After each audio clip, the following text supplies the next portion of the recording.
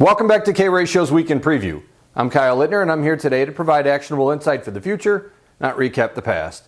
In this week's episode, sideways conditions overall mask localized grease fires underscored by a jump in rates across the board.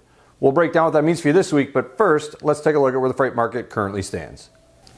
The National Outbound Tender Volume Index continues its jaw-dropping strength with its 11th week in a row above 15,000 and a last to 15,075. National tender rejections are nearly unchanged, up 0.1% to 24.4%. Combining the two metrics still gives us a freight load volume number that is larger for this time on the calendar than ever before, even though nearly all of the country is open for business. You can blame it on DOT sweeps week, but it's really just supply and demand. National dry van spot rates jumped 11 cents to $2.71, likely due to the rise in contract rates, up 5 cents themselves to $2.70 a mile, spot now over contract again. You can blame it on Mother's Day flowers, but it's really just supply and demand. Reefer spot rates exploded 18 cents higher to $3.12 a mile, with contract up only a penny at $2.80. That puts the spread at a ridiculous 32 cents spot over contract. You can blame it on summer construction season, but it's really just supply and demand.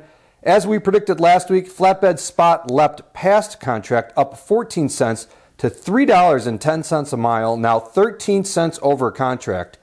All three trailer types have all just hit new all-time highs, and we're barely into May. Furthering the point we made last week, we can and will move forward with stagnant to slightly lower volumes and rejections, yet see nationwide rates increase. Individual marketplaces will display individual supply and demand conditions, but with capacity so drastically short overall, micro-bullish conditions will initiate and exacerbate a rate increase in order to draw capacity in. The easiest way to see this is by comparing a market with current trend conditions. First, here's the National Reefer Tender Volume Index in blue and reefer tender rejections in yellow, both trending much weaker over the past month. Now here's the Reefer Tender Rejection Index for outbound Lakeland, Florida in blue against that same national number in green. One is trending lower, one is skyrocketing higher. Overall, things are the same. In this specific market, they are most certainly not.